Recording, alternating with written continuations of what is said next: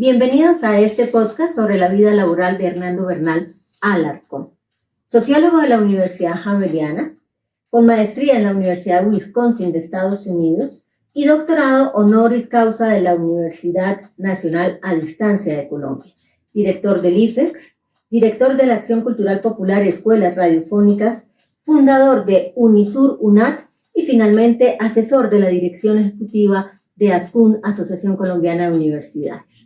Qué rico, qué gusto estar compartiendo este ratico contigo, Fernando, estos minutos académicos.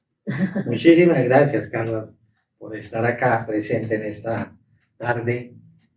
Realmente tú haces alusión a mi vida laboral y pues desde comienzos de este año, del año 2024, pues ya no estoy con un compromiso laboral. Mi último compromiso fue con la Asociación Colombiana de Universidades ASCUN, pero que por cierto duró 30 años, desde el año 1993 hasta el año 2003. Pero ya a partir de este momento, pues yo ya estoy completamente dedicado a seguir estudiando sobre los diferentes temas que siempre me han apasionado y seguir trabajando para la universidad. Y yo creo que realmente en ese momento crucial en Colombia, en el cual se piensa hacer una nueva ley estatutaria de la educación y al mismo tiempo se quiere crear una modificación o una reforma de la Ley 30 del año 1992, pues es muy interesante que podamos hablar sobre la universidad, que ha sido mi gran pasión de toda la vida. De toda la vida, de tal manera que, si te parece bien, podemos hablar sobre eso. Justamente esa es la primera pregunta. ¿Qué es entonces la universidad?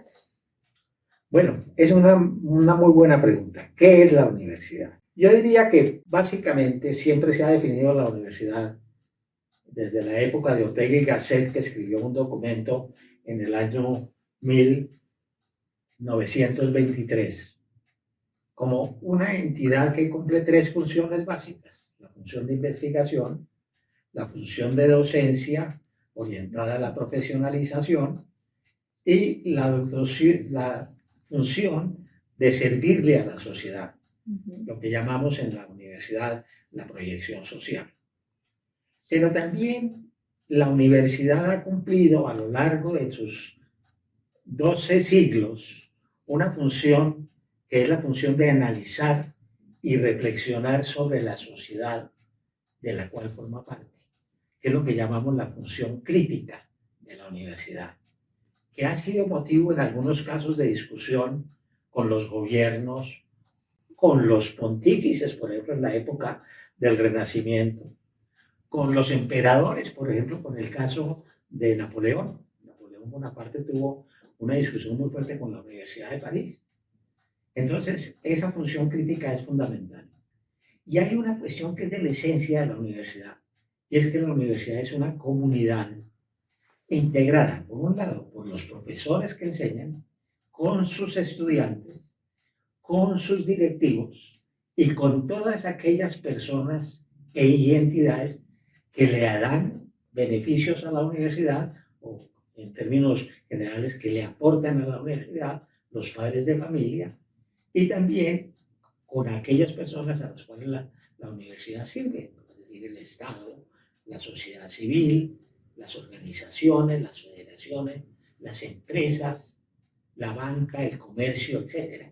O sea, la universidad está vinculada con toda la actividad económica, cultural, social e histórica de la sociedad.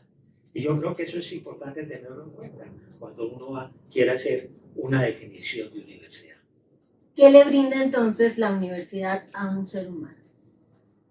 Bueno, esa es una pregunta también muy interesante, porque eso nos lleva, como por decirlo así, cuál es la función humanística de la universidad. O sea, ¿en qué consiste eso? Sin lugar a dudas, pues lo primero que hace es que ayuda a la formación integral de la persona.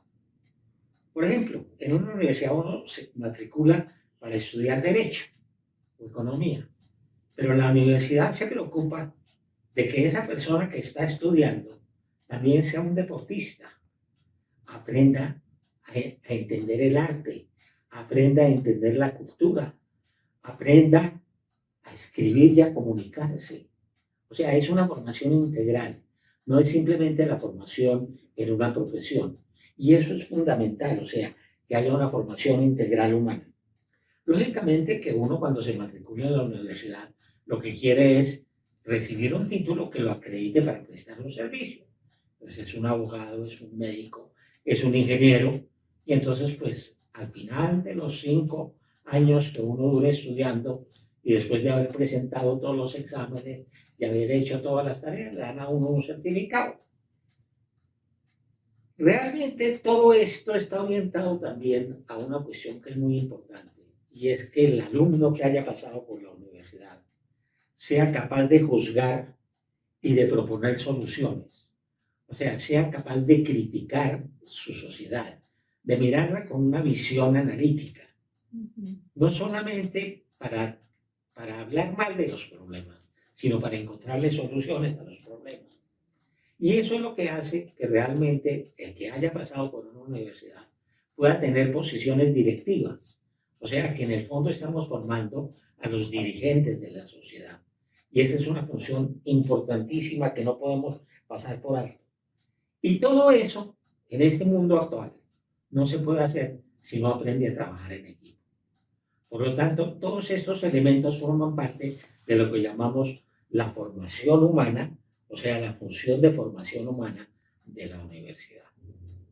La universidad como la entendemos hoy, por donde hemos pasado, ¿tiende a desaparecer? Es una pregunta muy cierta, que a mí me ha tenido muy preocupado. Inclusive estaba escribiendo en estos últimos días un artículo que se llama El fin de la universidad, cuando lo he terminado. Pero sí, es que la universidad tiene unos retos en el momento actual que son unos retos muy difíciles. O sea, estamos en un cambio muy profundo, un cambio de época, un cambio muy profundo. Y entonces yo quiero señalar, tenemos ante todo un reto demográfico. La juventud se está disminuyendo y cada vez se aumenta más la población mayor. Y entonces, a la hora de la verdad, hay menos personas que se matriculan. Pero la universidad tiene que prever también que esas personas mayores tienen que tener una educación permanente y continuada. Y entonces tiene que prepararse para recibir cada vez más personas mayores. Un segundo reto que es definitivo es el reto de la equidad. O sea, no puede seguir con la idea de que la universidad es solamente para las clases altas, para la élite. No, la universidad es para toda la población. Tienen que hacer un esfuerzo. Y por eso, en este momento, uno de los temas más importantes es cuáles son los estratos sociales. Y hay muchas universidades, inclusive privadas, que dicen la mayor parte de nuestros estudiantes provienen precisamente de los estratos más vulnerables y no solamente de los estratos altos. El tercer reto es que no podemos quedarnos solamente en las grandes ciudades, es el reto de la inclusión. Tenemos que llegar a todos los lugares. No podemos permitir que una persona que tiene una deficiencia, porque tiene un problema de oído, o porque no está viendo bien, o porque a la hora de la verdad tiene algunos problemas de carácter fisiológico, pues no puede acceder. Luego tenemos que abrirnos a recibirlos. Hay un reto todavía muchísimo más complejo, y es que cada vez la tecnología avanza a unos pasos agigantados. Y esos avances de la tecnología hacen que la universidad, en este momento con la inteligencia artificial, la universidad no puede estar al margen de recibir todos esos elementos. Hay muchos más, pero si te parece bien, podríamos ampliar cualquiera de estos o seguir adelante. Continuemos entonces porque el tiempo avanza rápidamente cuando se está hablando de temas interesantes. Por ejemplo, en este momento la universidad en América Latina tiene que hacer que se le reconozca internacionalmente. O sea, la gente que tiene un título en Bogotá tiene que poder ejercer en cualquier lugar de América Latina e inclusive en cualquier lugar del mundo.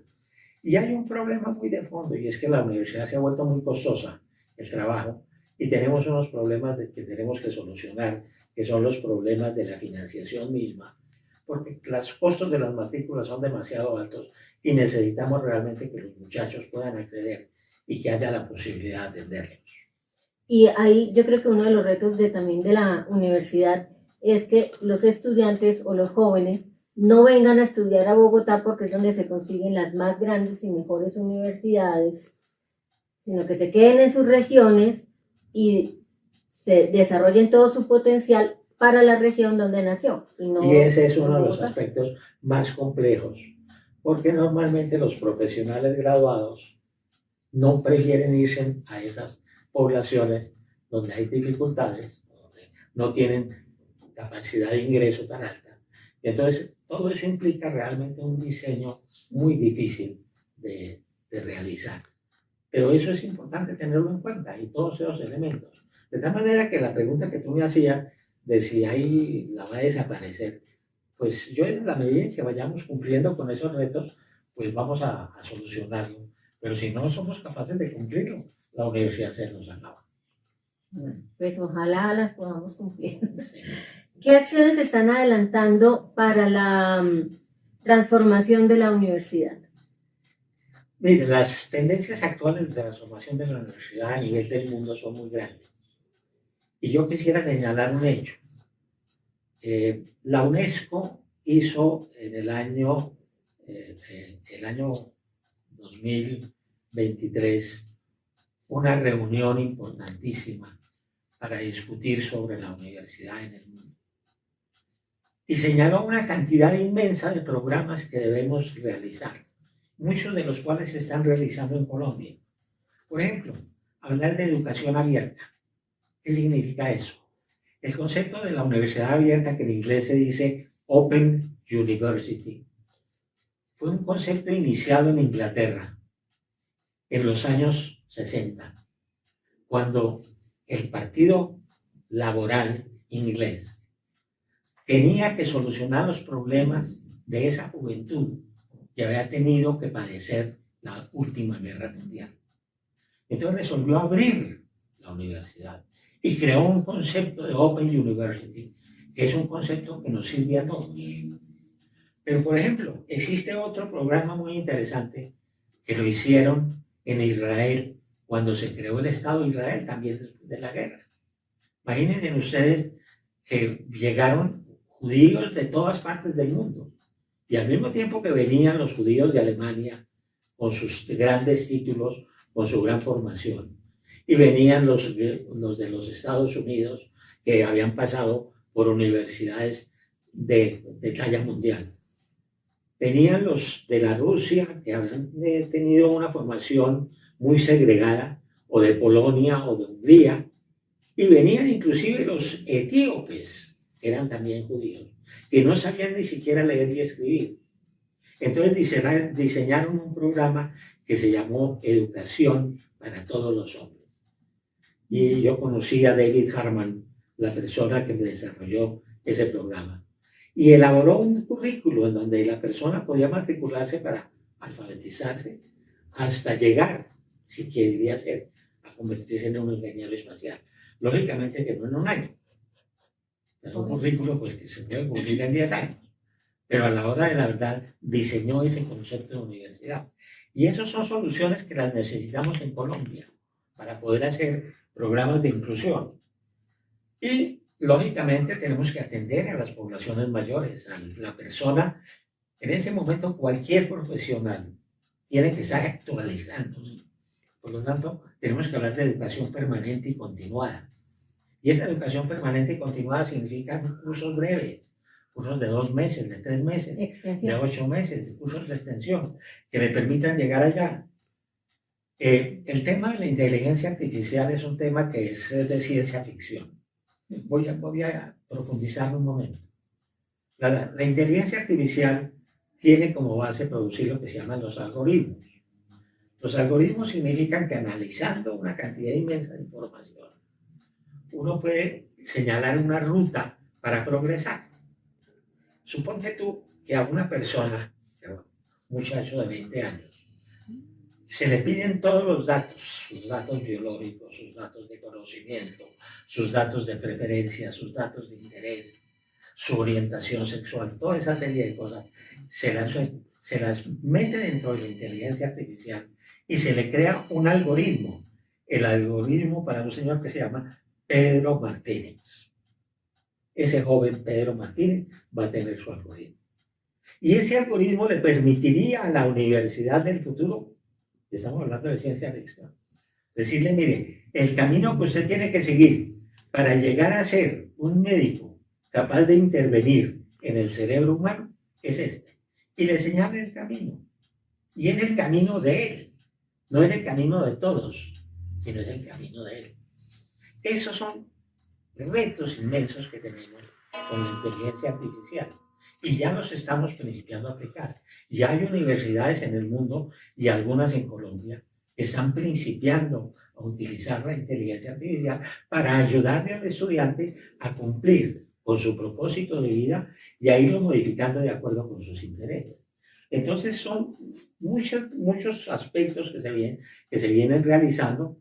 Hay programas en el momento actual de regionalización en el cual se diseña la universidad típica para la región. Eso no es una cosa que sea solo de Colombia. Ese es un problema que está surgiendo en toda América Latina y en todas partes están viendo a ver cuál es el tipo de programas que deben ofrecerse en la costa atlántica o en la frontera con el Ecuador o con Venezuela.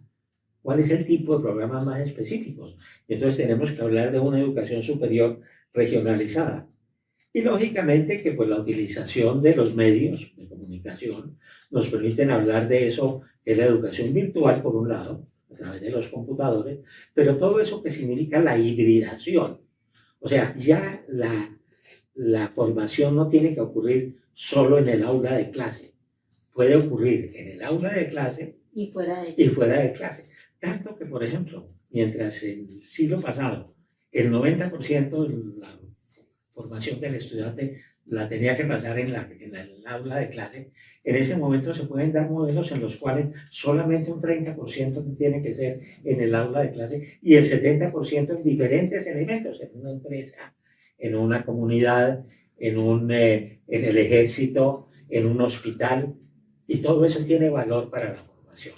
De tal manera que estamos ante una situación, y yo quiero decir esto porque en Colombia hemos avanzado mucho, y en la programación de las nuevas leyes y de las nuevas normatividad que se quiere realizar, debiéramos tener en cuenta todos estos factores. Y me da mucho miedo, te digo con toda sinceridad, y es una gran preocupación que tengo, de que por meternos simplemente con problemas de carácter filosófico y ideológico, no estamos respondiendo con una normatividad que sea adecuada, no para el presente solamente, sino para el futuro de nuestra juventud y de nuestra sociedad. Bueno, pues hemos llegado al final de este interesante podcast sobre el tema de la universidad con Hernando Bernal Alarcón, a quien le damos las gracias por haber compartido estos minutos y por supuesto a toda la gente que está aquí en sintonía de este podcast. Una feliz tarde para todos. Muchas gracias.